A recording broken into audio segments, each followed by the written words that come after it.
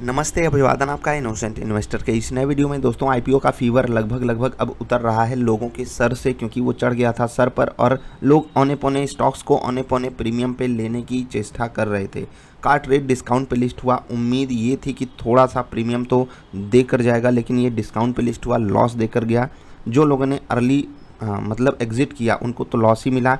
बाकी ये नीचे से घूम कर आया। अभी लगभग जहाँ पर ओपन हुआ था फ्लैट ट्रेड कर रहा है, लेकिन फिर भी जो इनका इशू प्राइस था उसके नीचे ही है। अभी 1590 रुपये के लेवल पर यहीं पर हमको बाई भी मिला है। आप स्ट्रैटेजी वाली वीडियो देखेंगे, आपको बात समझ में आएगी। अब सवाल ये पूछा जा रहा है, अगर कार ट्रेड का ये हाल है तो अन्य जगहों पे जहाँ पर लोगों ने अप्लाई भी कम किया है, लोगों की डिमांड भी कम थी, तो वहाँ पर क्या हाल होगा। हम पेज दिखाना चाहेंगे ग्रे मार्केट प्रीमियम का। कल मुझसे गलती हुई थी कि कल मैंने कार ट्रेड का ये एक शेयर पे ये प्रीमियम कैलकुलेट किया था। ये ओवरऑल प्रीमियम था इनके कंबाइंड पोर्टफोलियो पे, मतलब जो 15,000 आप लगाए हो 14,562, उस पर आपको 135 रुपये प्रीमियम मिलना था। और अन्य जगहों पे भी अपडेट हुआ है। इनसे ज़्यादा प्रीमियम तो इवन नुवोको विस्तास और कैम्प्लास सनमर का है 155 रुपये।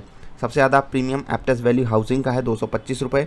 ये ओवरऑल जो इनके पोर्टफोलियोज़ हैं उस पर है, याद रखिएगा इस चीज़ को। ये जो 14,826, 14,607, 14,820, ये इस प्राइस पे ये है प्रीमियम। अभी ये प्रीमियम कम हुआ है, देखते हैं ये ऊपर नीचे कैसे होता है। कार्ट रेट में भी प्रीमियम काफ़ी कम हुआ। उम्मीद यही थी कि ये हाई प्रीमियम पे लिस्ट होगा, लेकिन वो हुआ नहीं। तो अन्य जगहों पे बुरा हाल तो बिल्कुल हो सकता है जिस तरीके से मार्केट की कंडीशन हुई है। क्योंकि आप अगर निफ्टी को देखोगे तो लगेगा कि कुछ गड़बड़ नहीं, आधा % ही तो गिरी है निफ्टी, 100 पॉइंट ही तो गिरी है, कुछ हुआ ही नहीं। आप जाकर निफ्टी बैंक देखिए, ठीक है, निफ्टी मिड कैप देखिए, निफ्टी स्मॉल कैप देखिए, निफ्टी मेटल्स को देखिए। आज एफएमसीजी उठा रहा है, कभी आईटी उठा लेगा। बाजार को गिरने नहीं दिया जा रहा है, कभी कोई संभाल लेगा, कभी कोई संभाल लेगा। लेकिन ओवरऑल सिनारियो में अगर आप फालतू के स्टॉक्स लेकर फंसे हो या किसी अन्य सेक्टर के किसी स्टॉक में फंस गए हो, तब तो आपको बुरी मार पड़ ही रही है।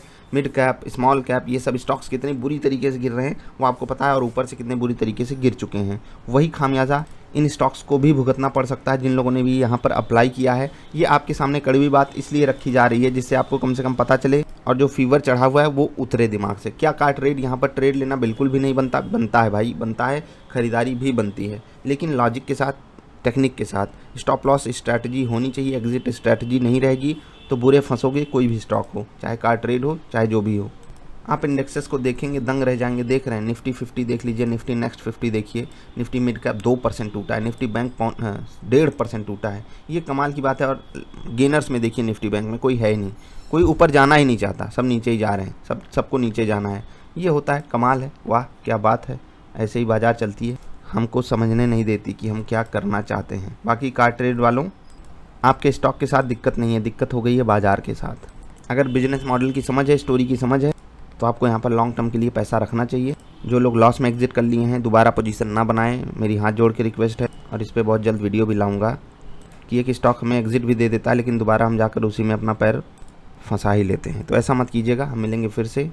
ग्रे मार्केट प्रीमियम अपडेट होता रहता है, तो इसको जरूर आप चेक कर लीजिएगा। ये पूरे लॉट का प्रीमियम होता है। कल मुझसे गलती यही हुई थी कि एक स्टॉक का मैं वो प्रीमियम समझ के आपको समझा दिया था। बाकी आप पुरानी वीडियोस देख रहे होते, आपको खुद बात समझ में आती। कुछ लोगों ने मुझे करेक्ट भी किया, अच्छी बात है, व्हाट्सएप पे भेजा था, तो आप सभी को बहुत धन्यवाद। मिलेंगे फिर से। ऐसे ही सजग रहकर वीडियोज़ को देखा कीजिए, कहीं पर भी गलती हो उसको तुरंत उजागर किया कीजिए। कंस्ट्रक्टिव क्रिटिसिज्म काफ़ी अच्छा होता है, मेरे लिए खासकर अच्छा होगा, क्योंकि मैं एक बेटर तरीके से समझाने की काबिलियत रख पाऊंगा अगर आप ऐसे ही खोट निकालते रहोगे तो। लेकिन हाँ, कंस्ट्रक्टिव होना चाहिए, ऐसा नहीं गाली गलौज लिख के भेज रहे हो, अबे तुझे क्या आता है। बिल्कुल मान लिया मुझे नहीं आता, लेकिन उसको तरीके से भेजोगे तो वीडियो में बदलाव आएगा। मिलेंगे फिर से। नमस्कार।